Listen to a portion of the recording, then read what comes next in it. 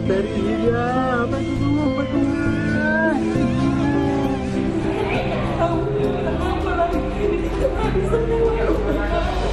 pembersihan dulu di lahan yang nantinya akan kita dirikan tenda. Yang sudah ditebang jatuh. Supaya kita bisa menjaga diri kita sendiri, menjaga orang-orang di sekitar kita.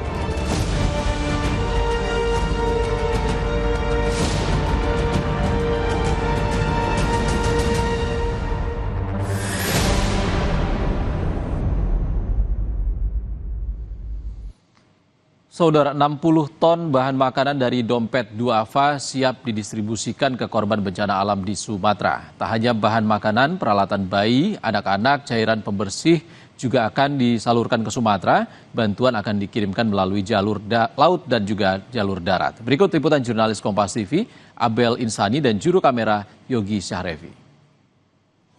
Saudara, di belakang saya ini merupakan bantuan bahan makanan yang nantinya akan didistribusikan ke wilayah yang terdampak banjir bandang paling parah di Sumatera, yakni di Aceh, kemudian Sumatera Utara dan juga Sumatera Barat.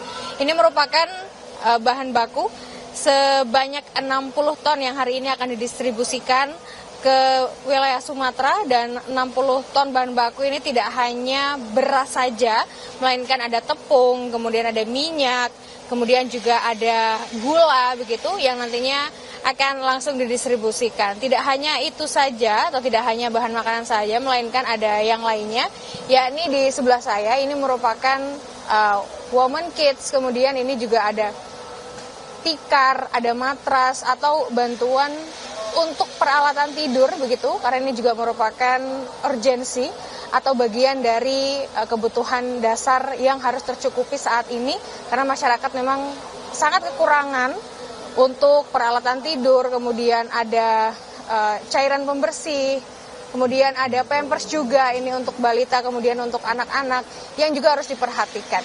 Nah, hari ini memang rencananya akan langsung didistribusikan melalui Pelabuhan Tanjung Priuk, kemudian melalui jalur laut, nanti akan sampai di Medan, lalu di sana nanti akan dipecah kembali dan distribusikan melalui jalur darat ke Aceh, kemudian di Medan dan juga di Sumatera Barat.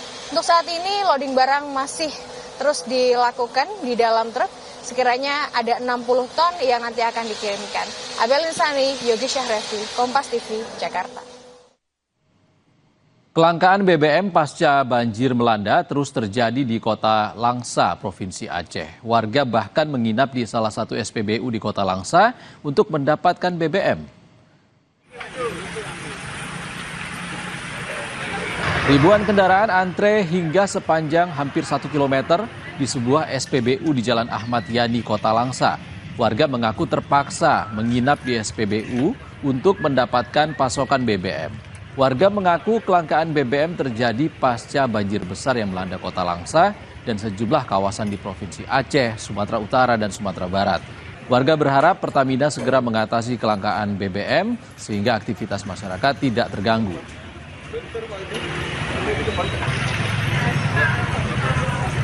Mulai sebelum maghrib lah, sampai sekarang baruan. Berarti nginep sini? Ya, nginep di sini. Ya, rombongan ini lah semua. Berapa lama? Kenapa sih kok bisa langka di Langteng, Pak? Ya, karena kemacetan ini lah, karena banjir, kondisi.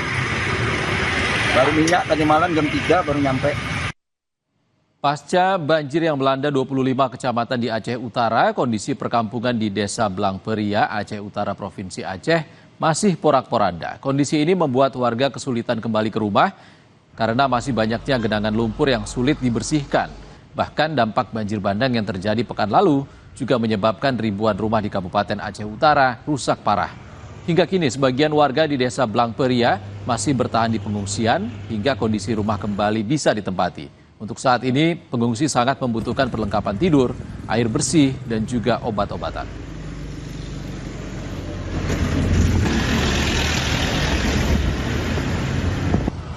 Bencana banjir dan longsor yang melanda Aceh, Sumatera Utara, dan Sumatera Barat berdampak pada rusaknya bangunan sekolah, saudara. Kemendikbudrismen mencatat 1.009 satuan pendidikan di Aceh, Sumatera Utara, dan Sumatera Barat terdampak bencana banjir dan longsor.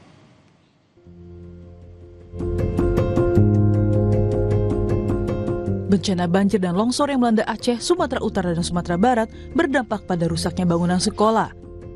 Di Tapanuli Tengah, Sumatera Utara, SD Negeri 158498 Aik Tolang Tapanuli Tengah masih terendam lumpur setinggi 50 cm. Sejumlah fasilitas juga rusak akibat banjir dan longsor. Rusaknya fasilitas pendidikan dan tebalnya lumpur membuat aktivitas belajar mengajar dihentikan. Pihak sekolah berharap pemerintah melakukan pembersihan sekolah terdampak bencana. Sama sekali memang tidak ada aktivitas Pak sampai hari ini, tidak bisa Pak aktivitas. Jadi kami berusaha juga dengan beberapa orang guru sudah bergotong royong membersihkan. Yang bisa kami bersihkan hanya sebagian ruangan kelas perpustakaan termasuk ruangan multimedia itu yang bisa kami bersihkan dan kantor. Kalau ruang kelas sampai sekarang masih berantakan Pak, meja kursi masih ya dan sarana prasarana di dalam kelas yang rusak. Banjir yang melanda Aceh sepekan terakhir masih merendam SMA Negeri 1 Pekan Pidi di Kabupaten Pidi, Aceh. Sudah 3 hari, banjir merendam SMA Negeri 1 Pekan Pidi setinggi 30 hingga 50 cm. Air yang meluap dari area persawahan di sekitar sekolah membuat banjir tidak kunjung surut. Ruang kelas, ruang guru, hingga perpustakaan terendam air dan sama sekali tidak dapat digunakan untuk kegiatan belajar mengajar. Akibatnya, aktivitas belajar mengajar diliburkan hingga banjir surut. Dinas Pendidikan Aceh masih mendata jumlah sekolah yang terdampak banjir. Tidak hanya Pidi, banjir juga merendam dan merusak sejumlah sekolah di kabupaten lainnya dan membuat ujian semester terpaksa ditunda. Satu alternatif yang paling mungkin pertama belajar di rumah. Tapi kalau kita lihat dalam tempo yang lama mungkin kita akan sediakan tenda belajar waktu dekat atau anak-anak kita relokasi dulu ke sekolah-sekolah terdekat. Kemendikdasmen mencatat sebanyak 1.009 satuan pendidikan di Aceh, Sumatera Utara, dan Sumatera Barat terdampak bencana banjir dan longsor. Menurut Dirjen PAUD Dikdasmen, Gogo Suharwoto, jumlah satuan pendidikan yang paling banyak terdampak berada di Sumatera Utara. Gogot menyebut jumlah ini masih mungkin bisa bertambah. Dari jumlah kerusakan akibat bencana di Sumatera, 62.000 siswa terdampak dan untuk sementara terhenti hak pendidikannya.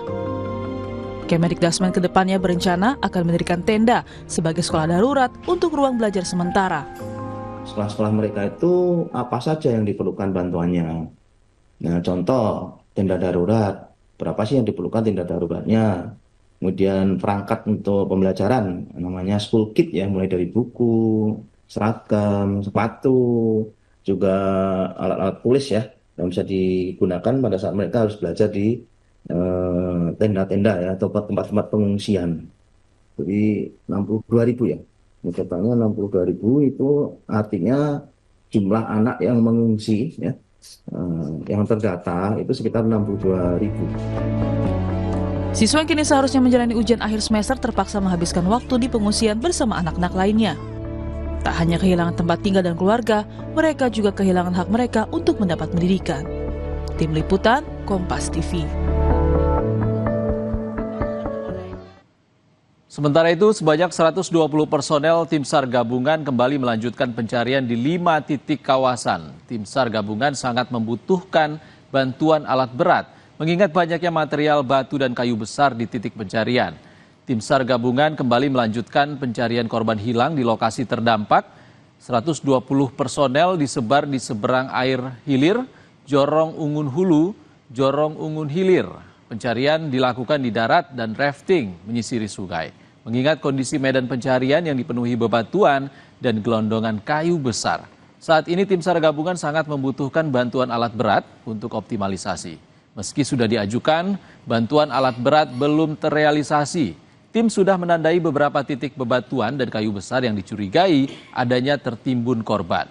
Agar nanti saat alat berat didapatkan akan memudahkan proses evakuasi. Total korban yang telah berhasil dievakuasi tim SAR Gabungan berjumlah 113 korban meninggal, sementara 51 korban masih dalam proses pencarian.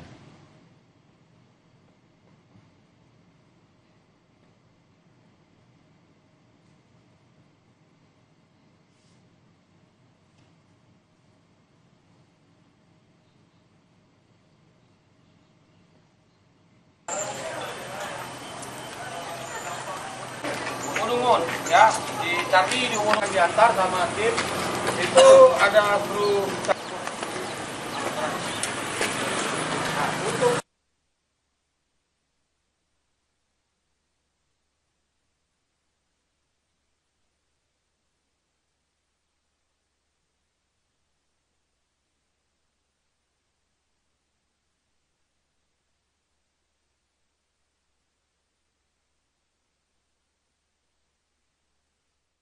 Ini tingkat kesulitan kita itu adalah salah satu dukungan alat berat.